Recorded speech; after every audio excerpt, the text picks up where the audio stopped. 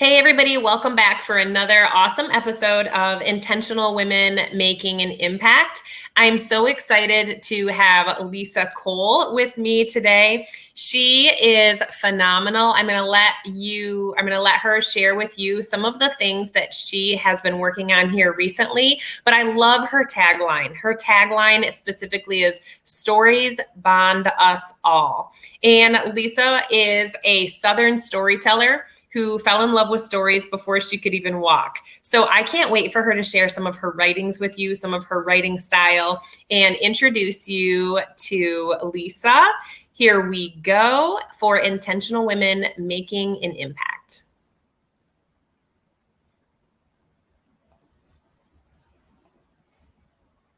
All right, welcome, Lisa. How are you? Hi, I'm doing wonderful. How are you doing? Very good. So I am so excited about having you on here today. Share with us a little bit, your real quick 1-minute commercial, if you want to call it that, about who you are, who you serve, and what lights you up. Like, where are those passions at? Yes. So I am a writer. That is the one thing I completely attribute to myself. I have been a writer my entire life. I love writing. I love storytelling. My father was a storyteller. I have many memories of walking around the block, reaching up, holding his hand as he tells me many stories. I lost him about 2 years ago, so that makes the bond between telling stories even more special to me because it just reminds me of my dad and all those wonderful feelings. And as you mentioned, my tagline, "Stories Bond Us All," I found in my experience throughout my professional life, throughout writing, going to different writers' conferences, working in different nonprofits, that everyone has a story, and it's usually hidden. People often are afraid to feel vulnerable and share their stories. So I have always been intentional about bringing my own self to the table with authenticity and vulnerability, and sharing my own stories, because it's when you hear someone else sharing their story, it lights a trigger inside of you and you think, I can relate to that. She got through it. I can get through it too. And I've had so many women reach out to me and just say, thank you for sharing that. And it's often stories that I felt very vulnerable in sharing, and I questioned myself, and should I really write this? Should I share this portion of myself? And I feel that gut instinct that, yeah, this is important, and I'll do that. And always when I do that and follow my gut, I have someone reach out and say, thank you. I really appreciate that. Like, I write a lot about grief after my parents have passed away these past 2 years. I write about my experience moving through grief. And I can't even count the number of people who have reached out to me and said, my father just died, my mother just died. And I thought about XYZ story you told, and it helped me make it through the night, or it gave me momentum to wake up the next morning and just put that one foot beyond the other. And it's it's just a phenomenal space to sit in and be able to share in other people's stories and hear what they do. I might be getting a little ahead of myself with the question, but That's writing okay. excites me and sharing those stories. So after about 10 years of being so invested in the professional writing world, and copywriting and editing and writing various articles for different magazines and platforms, I was drawn to the business side of it. And because I have an MBA, I have experience with startups and grassroots, and I noticed that a lot of people, a lot of indie authors, indie writers had stories, and they just didn't know how to get them published. And it's very difficult to get into the medium and the larger publishing houses, especially if you don't have an agent. And so I created a small publishing company, an indie publishing company. Did Went through Ingram Spark to do the publishing, which allows for hardback and paperback. I uh, arranged it so that when I bring someone in, their story can be created and published in a very professional manner. It looks great. All the editing work is done for them. It takes a lot of the stress off their plates. And over the course of 3 years after developing the publishing company, Vestra Lingua Publishing, we have a catalog of about 12 books now, all picture books, Awesome. And it's just wonderful stories with good emotional themes that would not have gotten out there because the authors either didn't know which path to take or how to navigate the very complex world of media and publishing. I would agree with that because so right now I'm doing a author collab book with, it started with like 35 other women. I have always wanted to write a book. I knew I had a story in me, just wasn't sure how to tell it type of feeling. And it was interesting going through that writing process that an entirely different story came out than what I thought that I was going to talk about. However, this process, we're really just trusting this publisher. We're trusting this person that's helping us with this process. And originally it was supposed to be a 3-month process. Well, that was January to March. And now we're not really sure even when it's going to go out. And luckily for this situation, I only have the 1 chapter, but it does, I appreciated going through the writing process, but then I was also like, it's making me a little nervous to go through a publishing piece. So when you say, that you help somebody go from those beginning stages and kind of navigate that, do you find that you're working more with people who are experienced with this or beginners? What seems to be the most? I've worked with both through our publishing company. 2 of our authors that we did books for, they are well known in the South Carolina writing circles. They already had books out but they tend to be attracted to the smaller publishers and have used different entities. And so they found their way to me through various connections, various press releases and media write-ups. They came to me and their books, one of the ladies, Bonnie Standard, her book was already done. It was already complete, but she needed a label on it. So we offered her that and we guided her through the actual printing of it. It was already completely put together.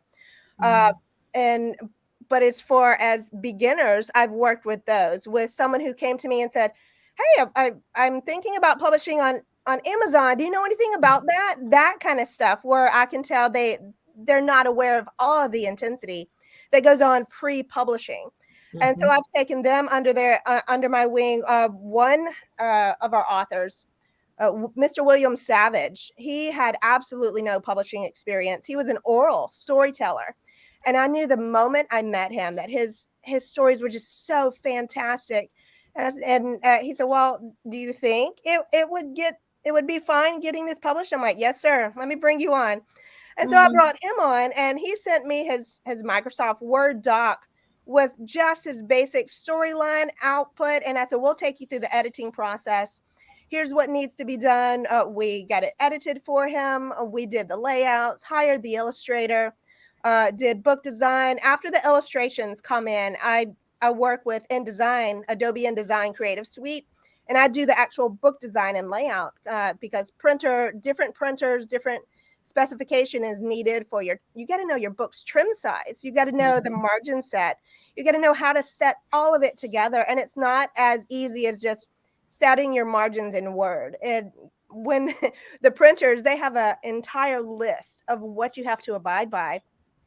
And so for Mr. Savage's book, after the illustrations came in and I designed it really well up to standards, I'm a member of the Independent Book Publishers Association, and they have a list of standards that they go by, and you check it off like, yeah, we have this. This is set correctly. This is done correctly. And I made sure his book was just very professionally done. And it published last December, and his books are on Amazon, Barnes and Nobles, Books A Million, Walmart.com, and about 38,000 other online global retailers out there. Wow. And it's done really well. His book was just a fun-filled story about a little Black child whose daddy worked in a candy factory. And it was called Andy Dandy's Candy. And it was just a fun read with such fun illustrations. So it just had some very happy moments to it. And I enjoyed watching that. And he's, as for that relationship with him, and to me, it's all about building relationships. The relationship that was formed with this brand new author, brand new writer who just needed a way to get his oral stories into a professionally bound published form and in front of people.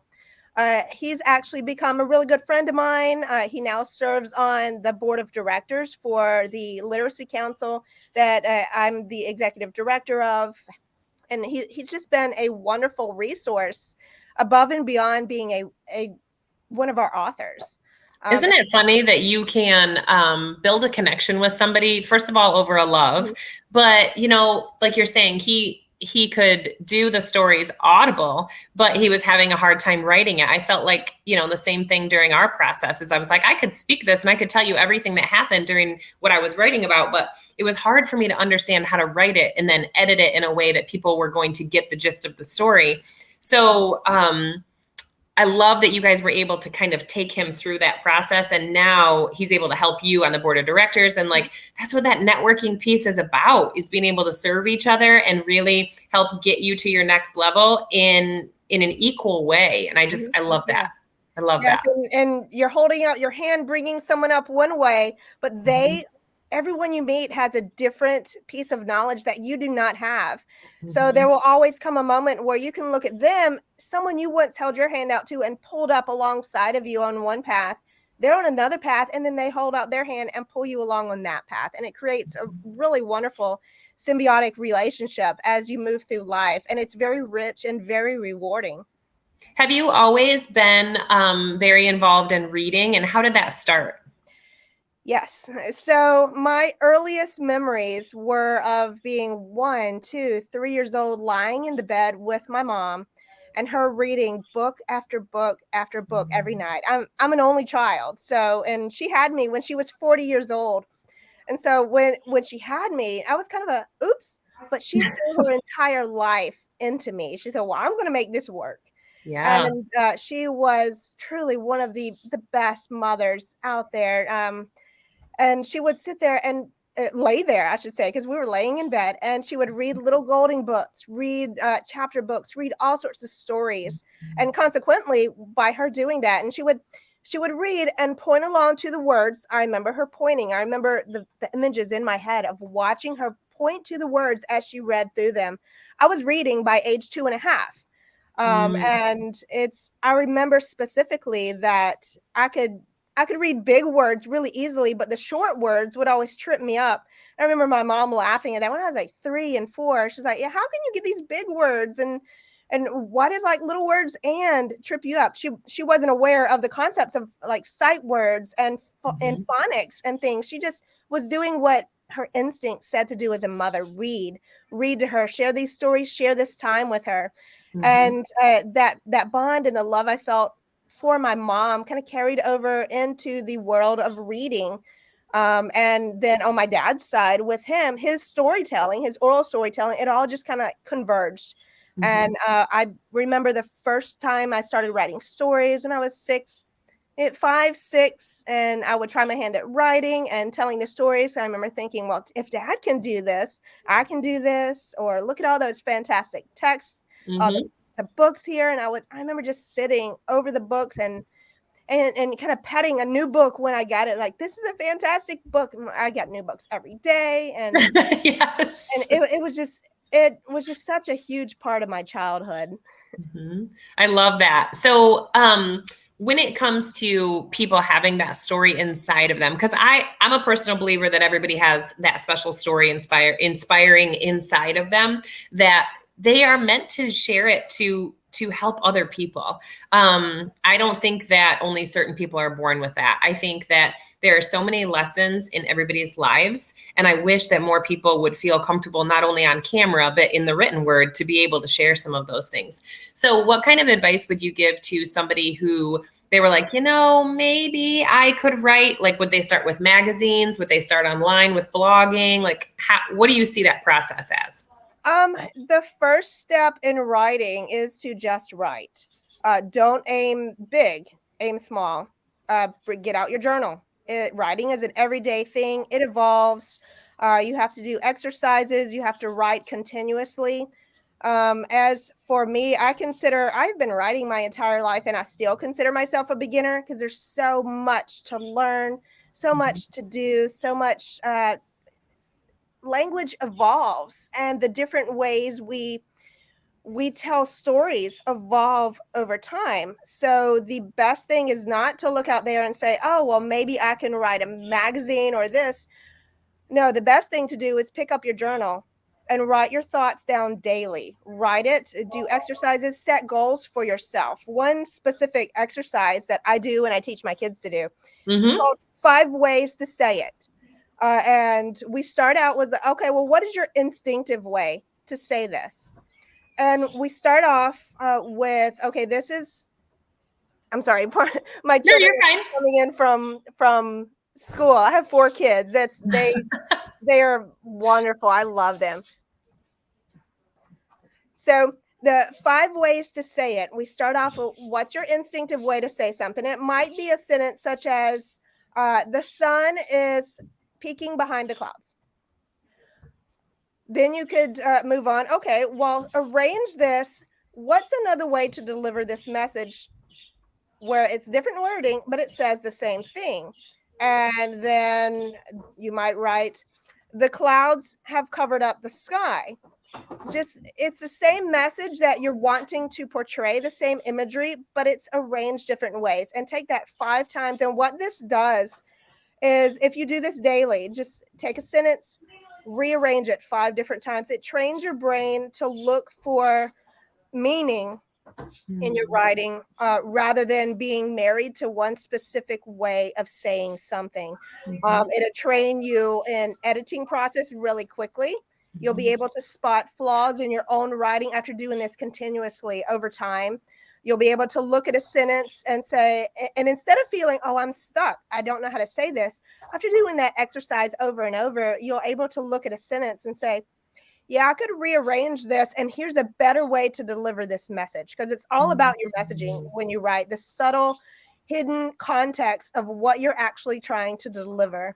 One thing I have found when I've mentored people and helped people with their own writing is that they writing is easy, spitting the words out is easy, deleting them is hard. So hard. Oh, we just married. Our first book collab, the first book collab we started, they gave us 5,000 words is what she told us, between 4,000 and 5,000 words. So I think I wrote like 5,200. And then she came back and she said, what were we thinking? There's no way we'll be able to do 35 offers, 5,000 words, I mean, like a Harry Potter book. So she said, now you have to take your chapters and you have to edit them down to 2,000 words. Well, how do you take, and instantly in my mind, I was like, how do I take 3,000 words out of my life? You know, so I actually gave it to a friend of mine and I said, listen, I am too emotionally attached to this story. Can you cut it down for me? And that was a big lesson for me, because then when I got it back, I was like, okay, a lot of the story is still told, but what it also told me was I have more in me than a chapter. Yes. And that you're touching on something that, yes, I see a lot, is when you're writing, you're so emotionally invested in it that writers tend to go off on tangents, and it's like, oh, well, this piece over on the side is important. But when in reality, for a very streamlined message to come through for someone who has never experienced this sideline piece over here, it's not important for this story right here. And when you're writing for a publication, when you're writing for books and specific articles, this story right here is important. And having that outsider eye on it, saying like, this is a side piece, you really don't need this cluttering up this framework right here. That's what we all need to get to in writing, and it's so hard. One lady I was mentoring the other day, and as she was writing for an article for a magazine she wanted to get published in, I remember she texted me that day and she said, I deleted 4 words. Yes, that's great. Yeah, continue on. And I gave her some more little tips, some exercises. Another exercise I often give is just sit back, go rest for about 24 hours. Sit back and look for all the eyes. Because when we're writing our personal stories, personal memoirs, we tend to be in a first person framework, but that doesn't feel right when you're reading. When you're reading something as an outsider, having too many eyes, it triggers a feeling of it triggers more negative feelings in a reader when they see eyes all over the place. So one simple technique I'll give is go rest, come back, and just glance at the body of your text as a whole. How many eyes do you see? If a lot of times you'll see 14, 15, 20 eyes in just 2 or 3 paragraphs, and that's not going to cut it. It's like all those eyes. You're trying to tell a story right here, and there's probably a central character in this that is not I. And it's think about how many eyes are in there, remove those eyes, reframe. And that goes back to the exercise of 5 different ways to say it. If once you've trained in different ways to take one sentence, then you can look at your I sentence and like, okay, well, I have 15 eyes sitting in this paragraph. Let's cut it down to 3 eyes. How can I rearrange this first person focus to a more neutral character development? And you're looking at all these eyes. You take one sentence out. I went to the store and purchased this doll with my mom. If you're talking about your mom, there's no need to bring an I into it. My mom was wonderful. Every day we went to the store together and looked through the toys. And when I came home, my mom would sit down and read me a book. There's 2 things in that. Yeah, there's 2 things that this reminds me of. And one of them is when you've ever gone to a networking event or your first date, or you meet someone for the first time and they use the I a lot. They're constantly talking about themselves, and because that's where people's comfort level is, right? But I have learned that as we go into networking events, to be the most interesting person in the room, you have to show you're the most interested. So it comes to asking more questions. And the other thing that it reminds me of is if you are wanting people to relate to you, if you had shared the story about your mom and you're talking, I remember this and I saw this and I, smelt this and I felt this or whatever. But when you shared that second sentence that was basically like my mom, I was going, oh my gosh, my mom. It makes me want to reach out and call her right now. Yes. So I think that's the, 2 things that it made me think of is how do you create it to be relatable? And then also, how do you show then that you're interested in your reader and what they want? What do they want? What do they want to get out of this book rather than what do you want to share? That makes sense. Yeah. That can be a catch-22 in the writer's world. My background is also my college background is in marketing and management, communications, that whole deal. So in marketing, finding your target demographic is very important, knowing their mindset. And it's the catch-22 is that you can't always write and predict what someone will want. So there has to be that give and take there where you are being authentic and vulnerable and saying what you need to say to tell your story. But if you say it correctly, you will find that audience out there who identifies with it and who needs that. It is impossible to be everything to everyone or try to predict exactly what they want to hear. You can't. And no matter how good your writing is or how good your story is told, there will be people who disagree with it. And when that happens, you just know, well, they're not my target audience. A lot of people, when they write, a lot of writers, I've noticed that they will get caught up in someone who didn't like their writing or someone who had a nasty comment. And I see the wheels churning in them like, well, how could I have reached that person? That's not something that you should really get caught up in as a writer. There is no way to reach those people. And just take their feedback. If it was a negative feedback, take it, chew on it for a little bit, think through it. Like, okay, well, what perspective are they coming from? Are they, did they just live a completely different life than me that they simply can't relate and their opinion is valid? Should I rearrange if it's more direct and an actual flaw in something you've said? Step back and think, okay, well, I said this is a belief I have in me. Here's what this person said.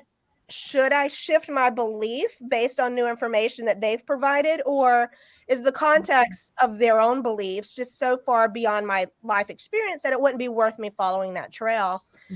One example I have from my own life was my first book, While Mommy Was Fast Asleep, a children's picture book. Yeah. It's on Goodreads. It's gone through a lot of review cycles. It's had a number of reviews. One Goodreads review that came in, it was a 2-star review, and my first 2-star review, and it came in, and the paragraphs in it that just tore my book apart, and the story tore it apart, was longer than the book itself. And I remember that day when it came in, I was sitting there just reading through it saying, okay, well, which pieces are valid? I remember thinking, okay, I can't let myself get so emotionally invested in someone else's negative opinion, because as a writer, when you're vulnerable and you write stories, especially when you do creative narrative like I tend to focus on, and when it's drawn from real life experiences and your own personal belief sets, you can't get so invested in what they're saying. And I was able to take from that review the perspective that, okay, well, the person who was writing this is not a mother.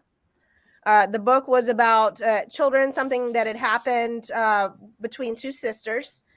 This person has a very different mindset when it comes to what content should be out there. And as I went through just logically, piece by piece through the review, I was able to take and learn some lessons from it. I was able to understand that, okay, well, these lessons don't apply to me. No matter what I did as a writer, I could not have fulfilled this niche in their heart, in their mind. So they're not my target audience. And just finding that space within yourself where you understand that I have to write and be authentic to myself, and I can't reach everyone. I'm going to speak to my target demographic. I'm going to speak to people who are like me, who are of this mindset. And we all have people out there like us. We all have the ability to put our stories out there and find that group who needs that message. And I mean, the world, 8 billion people strong. Everyone has space for their writing and their stories. Loving that you're sharing that, because, you know, something I've shared with my clients and I've also shared with my kids. I have a 10-year-old and a 7-year-old, right? Both girls. So I'm very conscious of their confidence and self-esteem as they're going into their preteens and what have you. So one of the things that I've had to use for myself, shared with my clients, even shared with my kids through parenting, is when something comes across that kind of makes you go and stop and think, right? I always say, stop and think, is this the truth? Is this what's being said or read or what have you? Is this the truth? Is this a belief I have about me to be true? And if it is, do I like it? Do I not like it? Do I need to make some adjustments? But if it's not, then we have to let it go. And it's hard when there's an emotional tie to it, specifically when it's personal. But we could let some of those things just kind of eat us alive. And it's not doing anybody any favors. And in some cases, that's exactly what that person wanted to have happen, is for you to second guess yourself. And that's not going to help anybody who you are leading and inspiring that you don't even know is watching. Yes. There's so many different facets to that moment that you get to lead yourself and choose, is this something that's the truth? Am I going to allow this to, limit me? Or is it is something that's true and I need to make an adjustment because I can see how that perception would happen. It's just so self-aware. And that's why I always say leadership is for everybody, because there's always those moments where you can lead yourself through and change your own behavior, not only for the betterment of those around you, but also, for you ultimately. So that's wonderful. I am so interested in much of what you shared today. So thank you for bringing that awareness to the community. I can't wait to see more from you, because for Intentional Women Making an Impact, I pre-approve any of your posts now. So you're welcome to share your greatness with the group. It's brilliant. I think you have a lot to share and inspire them. Where is the best place for people to follow you, search you, find out more about you and what you do? Well, I have a website, Lisa, Lisa, bcole.com.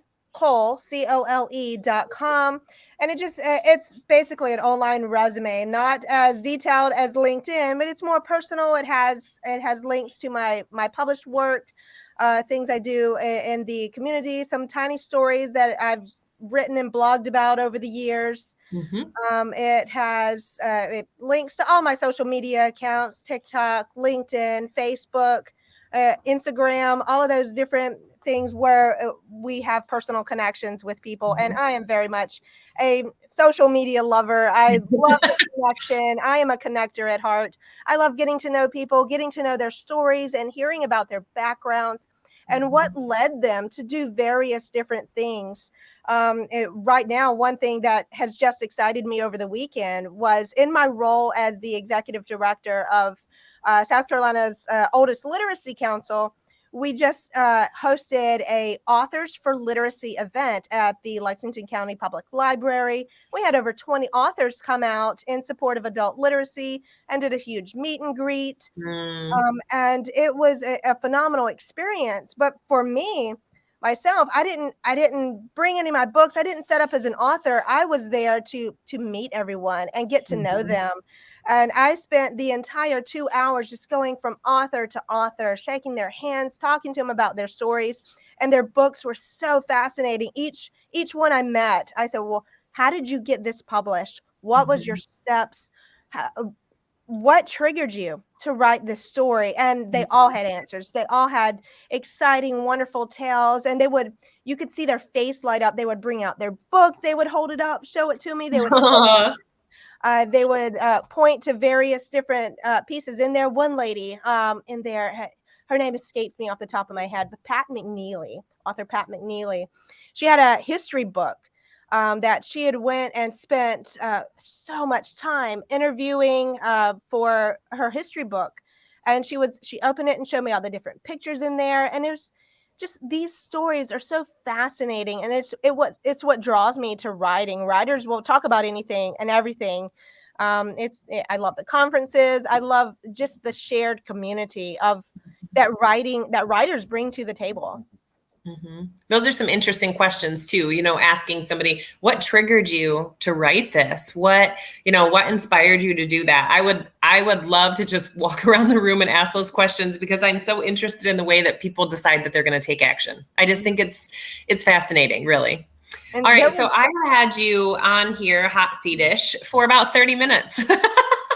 So first of all, thank you for that. Thank you for sharing your love with our community. But I'll also give you an opportunity if there's any random questions that you would like to ask me. You're open and welcome to do that.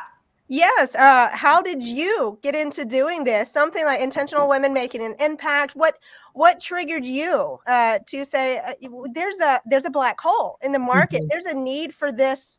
To build up this type of community to allow stories to be shared. Because as females, we all know how difficult it is in the broader world to navigate a predominantly male-dominated landscape and all the various nuances and criticisms and things that can go into that, and the different ways society views women leaders and how they should act versus how men should act, and what they tend to be able to do versus if a woman does it, if a woman acts too aggressively or too assertively, we get looked down upon, whereas the men tend to get cheered on for that type of behavior. So what was your story in leading up to this community is needed in society? It is. Yeah. So the Female Leader Headquarters has been a passion of mine for a couple of years, but during December of 2020, I was down in Texas visiting my parents, and I was like,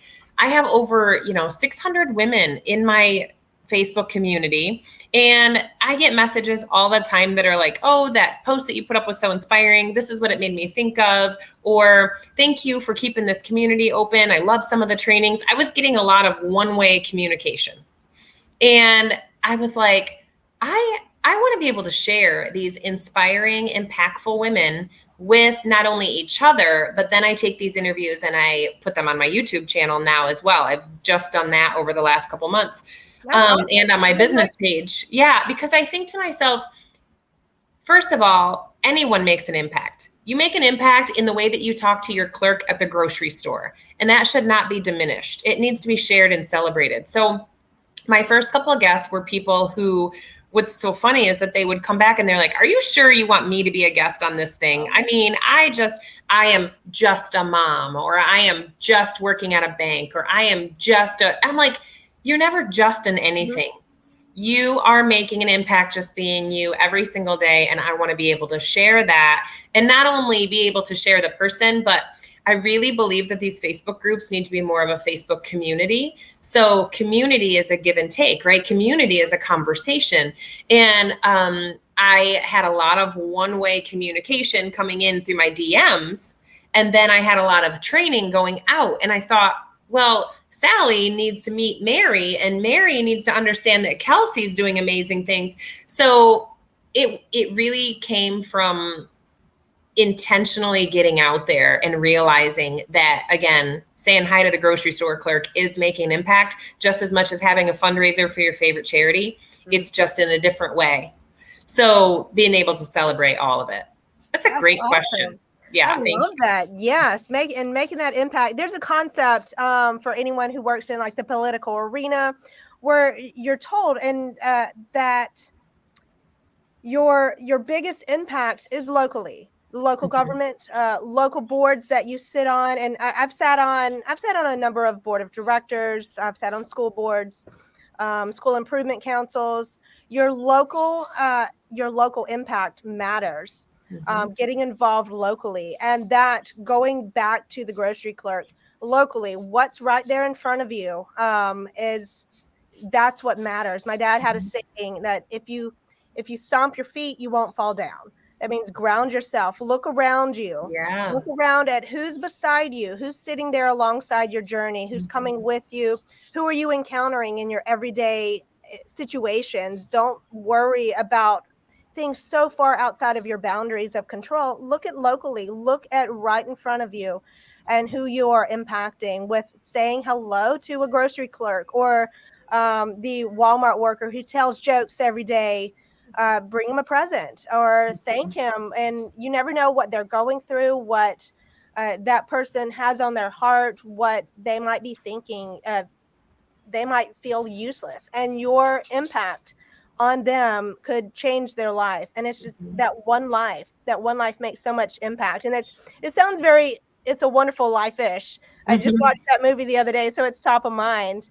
But your little acts that you do every single day builds up and impacts so many, from the grocery store clerk to your children at your local school to everyone you just come in contact with. Right. Yes. Well, thank you for, again, bringing so much love and passion into our group today. I can't wait for people to follow and connect a little bit more.